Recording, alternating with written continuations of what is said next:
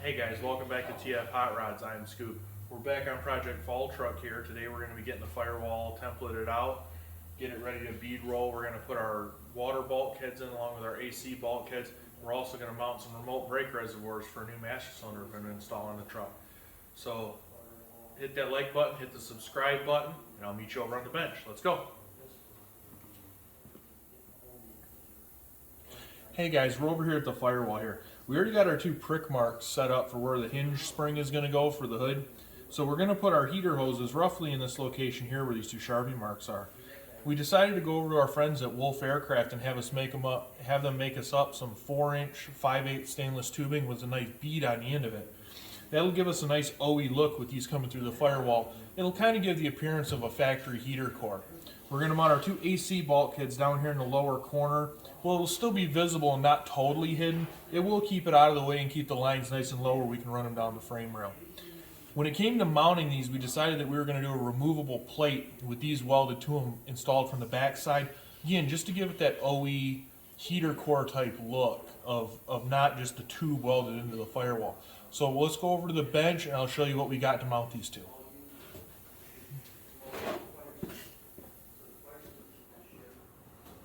Okay, so we got our two pipes that Wolf Aircraft made up for us. And like I said, they're about a 4-inch piece of 5/8 stainless with a bead rolled on the end of it. And deciding how to run them through the firewall, we just went into Fusion 360 and designed up a stainless steel plate with a couple notches so we can cut it to fit it around the pipe, because otherwise with the bead, the pipe wouldn't fit through the plate. So we had Sen cut us two of these out of some, I think this is 100 thousandths thick stainless. And then we took our other one and we cut it, and then we took and 3D printed up a jig. I'll bring you over here so you can see it a little bit better. Okay, so we took and 3D printed up a jig so that we can tack this plate together and then fully weld it. We designed it so that our two pieces of tubing will drop right in. We can take our center support, all nice and tight for welding, and then our two end pieces fit right in. Just like a jigsaw puzzle. So now we're going to tack all this together and we'll go over. We also took and 3D printed a drill template.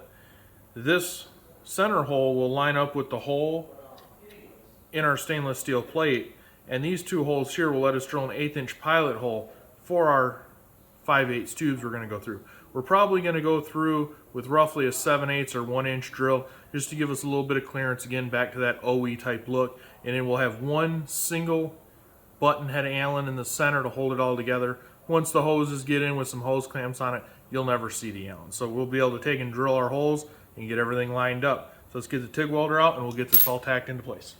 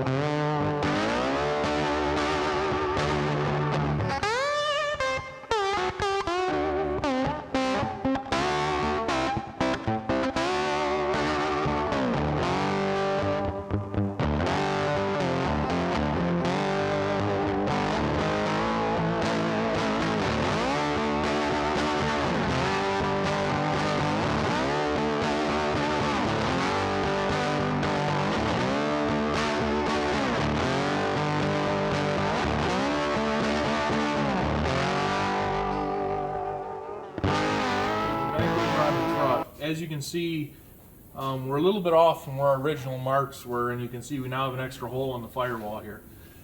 After we put the template in this hole that you drilled from the inside and put the valve inside that shuts the heater line off, it was determined that the hoses just weren't going to work inside. We wouldn't be able to get a nice bend on them. We'd probably end up kinking a hose and and stopping some fluid flow.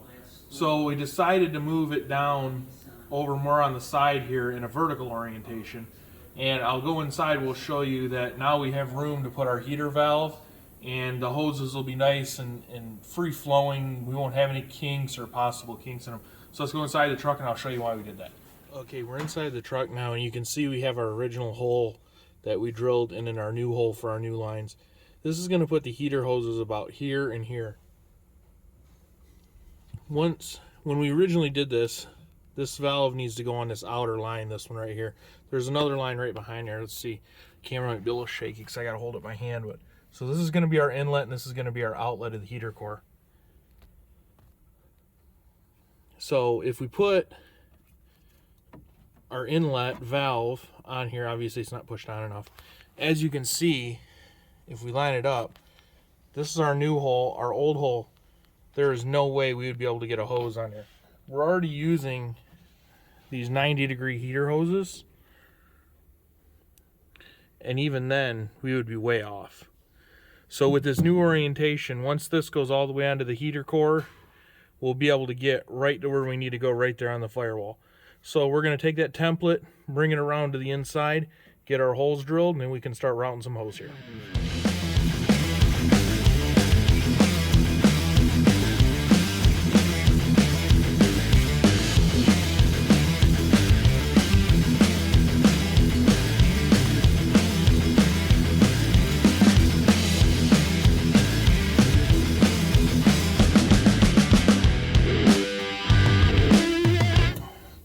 Okay, here's a little tip for you guys. When you're doing something like this, I found that these step drills from Harbor Freight seem to hold up the best out of everything I've had so far. I've had everything from the Mac, the Snap-on, Greenlee, Husky, Milwaukee, all of them. I've had all the Harbor Freight ones.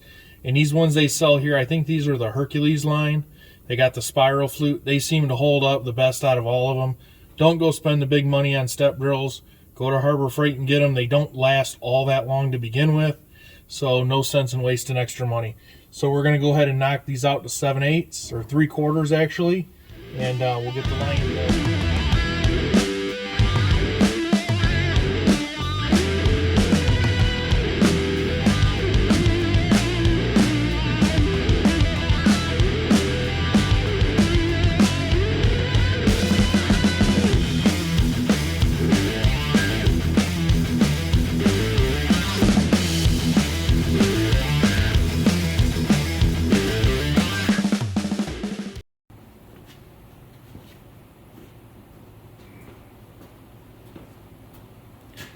We're going to go ahead and install our riv nut in the center of this so we can get it bolted in.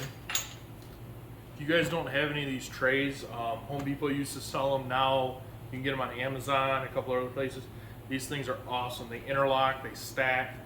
I started using them a couple years ago and they rock. For this, we will probably go with, let's see what size bolts I have.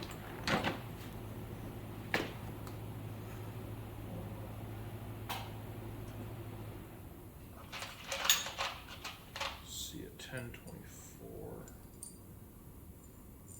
Yeah, we'll go ahead and go with a 1024 on this.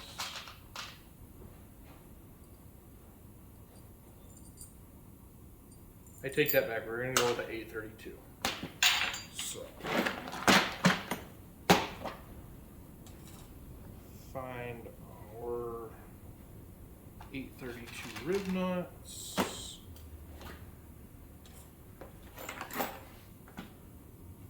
Our number 8 mandrel.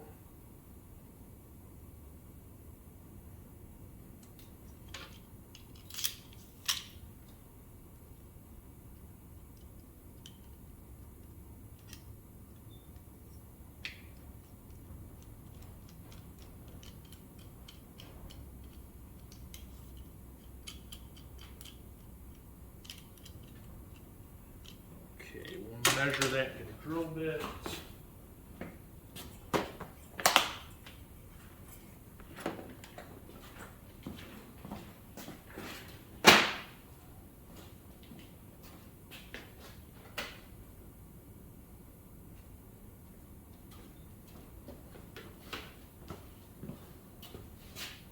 This is another awesome thing to have, is a full drill index. Makes doing things like rib nuts a whole lot easier.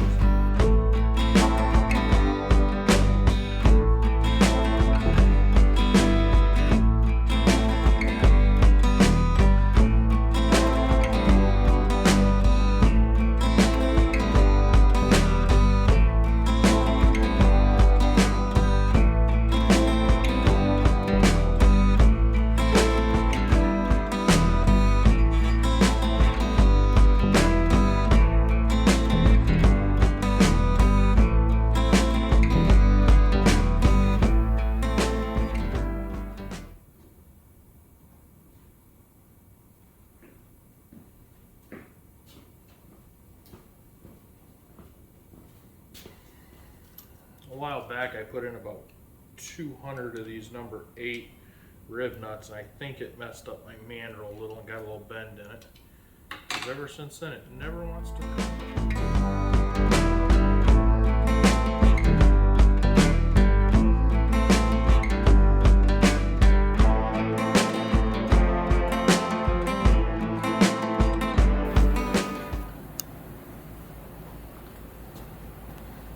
And there we go. Heater hoses are all or heater hose bulkheads are all installed. Let's go inside the truck.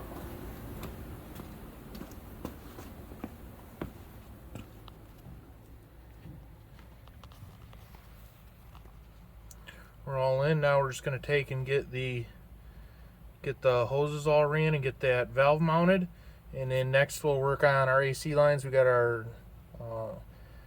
number 8 line here, and our number 10 is back here. So I'll get you guys on a stand and we'll get to putting hoses in. If you're ever looking for a 90-degree hose to do something like this, Dayco sells, I think it's a Dayco. Yeah, it's a Dayco 80406. It's like 36 inches long. It's got a nice 90 pre-molded. Makes it really nice for doing these heater hoses.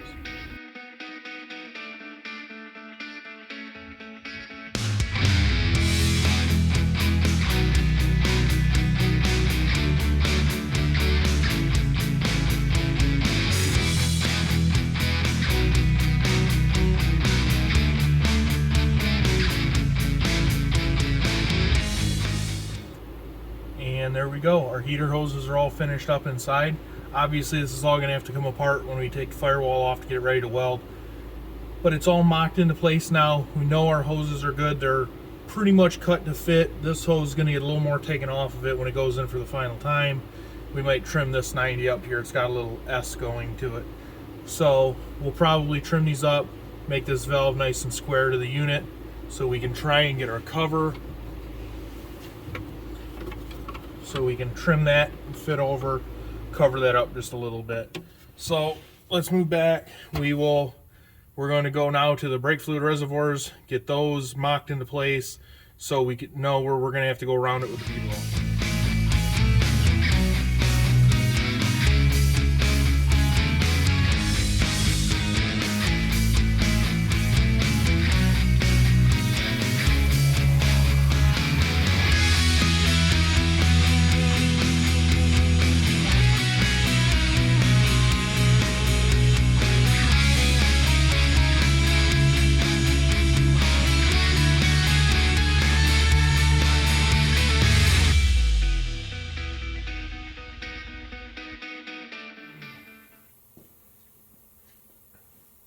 Okay, so we went ahead and got our remote master cylinders, remote reservoirs for our master cylinders mounted up.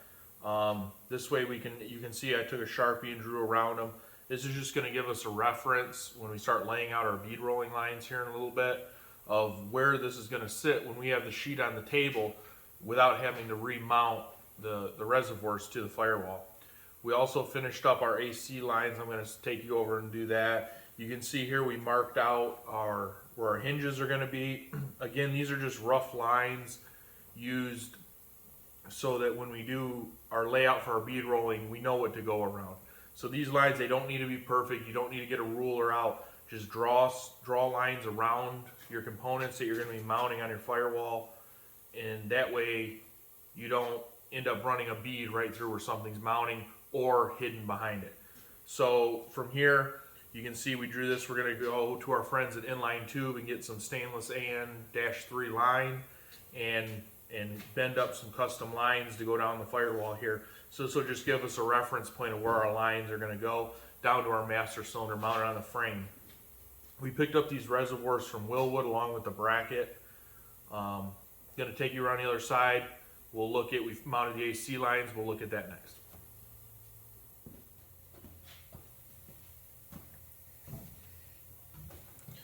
Okay, as you can see, we ended up going a little different. If you remember in the intro, I said we were going to put our AC fittings over here. Once we get to the inside, I'll show you why we ended up not doing that. So, ended up deciding to put the AC fittings, the bulkheads, right over here on this body mount bracket. We're going to notch out the inner apron here and run the hoses inside of the apron. On this truck, all of the AC where we need to run the lines to is going to be in front of the core support anyways, other than the pump.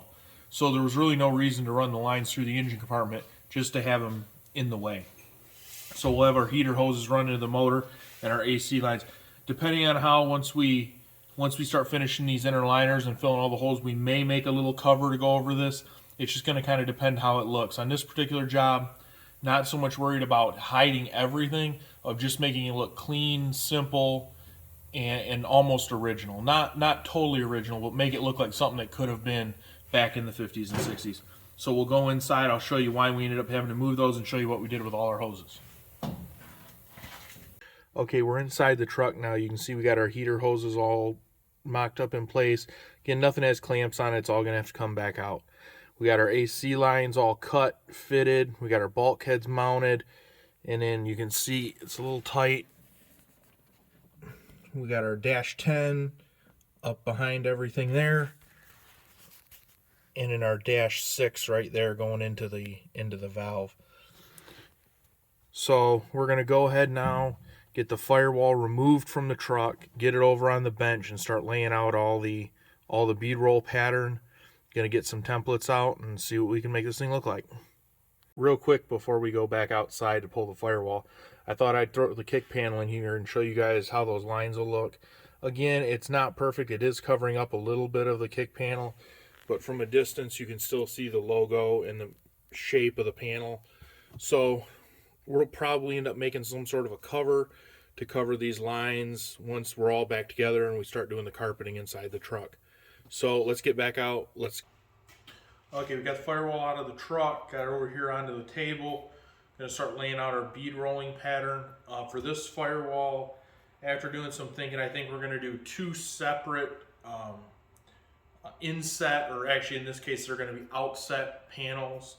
And instead of doing just beads in it or something like that, kind of give it more of an OE look. That's again what we're going after with this build, like we did with the tubes for the coolant lines for the vintage air unit.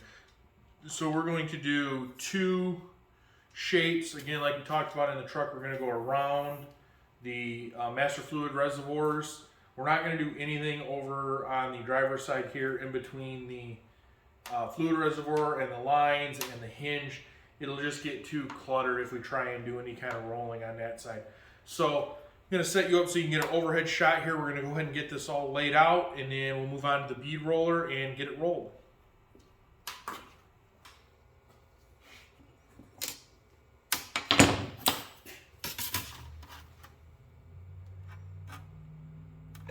Go ahead and start by marking our center line here. It's going to be our center of our panel. Thinking we're gonna do 1.5 inch strip, so we'll go 3/4 of an inch each side of center.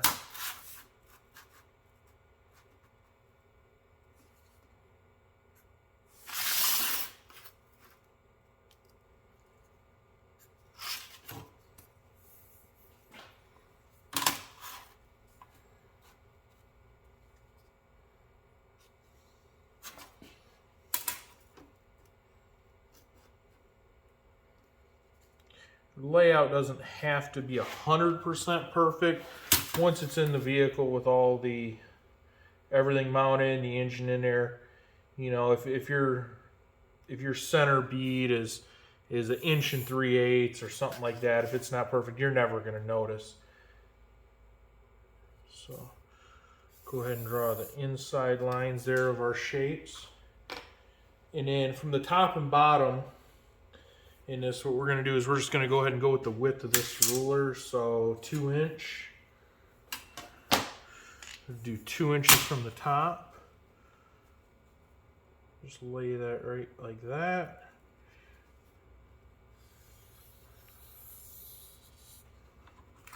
And the same thing from the bottom. Bottom's not quite as straight.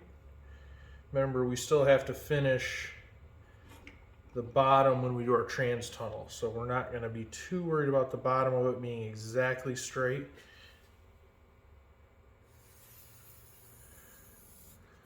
Like that.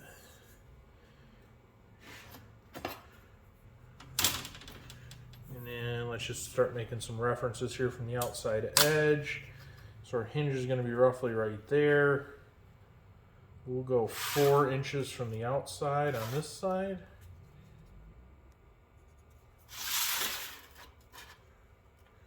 Yeah, that should look nice. Ooh.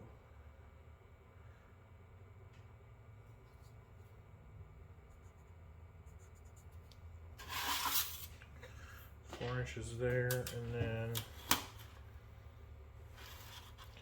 we are going to go 2 inches from this outside bead, this outside angle here where the body mounts are.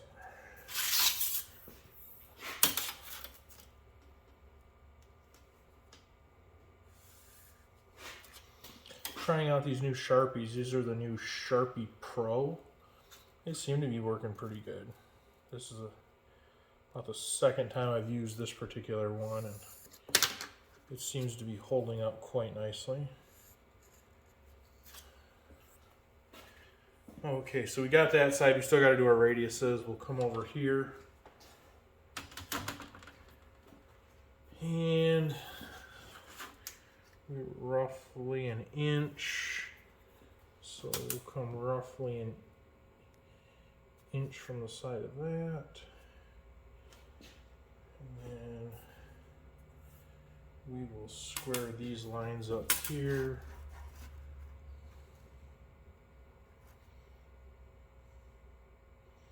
We're just going to go 12 inches. Should look pretty good. Remember, that's why we lay it out with Sharpie. We can always come back later before we bead roll it and change any of these lines if we don't like the way they're looking.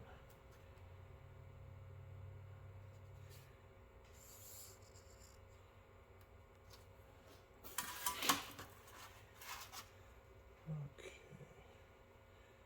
What we're going to do is we're going to move that to 8.5, just for reference.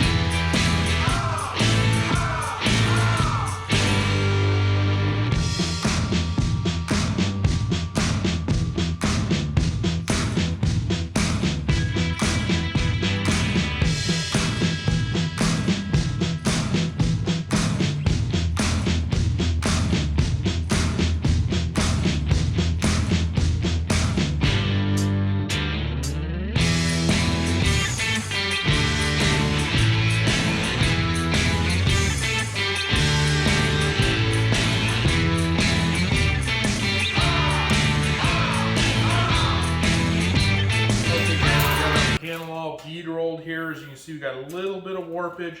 Nothing to worry about. Once we weld it in the truck, that'll all go away. We'll flatten it out as we're welding it.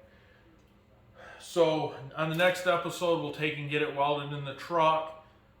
In between then and now, off camera, I'll probably go ahead and fill this hole here where we messed up drilling. Fill that in. We're going to go ahead and paint the back side of it so we don't have to worry about painting it once it's welded in the truck. Again, just so we're not painting any of the interior, we're not repainting the dash on this particular job. So just make it a little bit easier on ourselves, pre-paint it, we'll tape the edges off. We can go back and just touch the edges up once it's in. It's going to be covered in sound ender and carpet, but it'd be better than bare metal. So come back next week, we'll get this welded in the truck, start doing some body work on the firewall, finish all of our edges, and then we'll be going into paint. So hit that like and subscribe button and turn on notifications, hit the little bell, and come back next time. Thank you.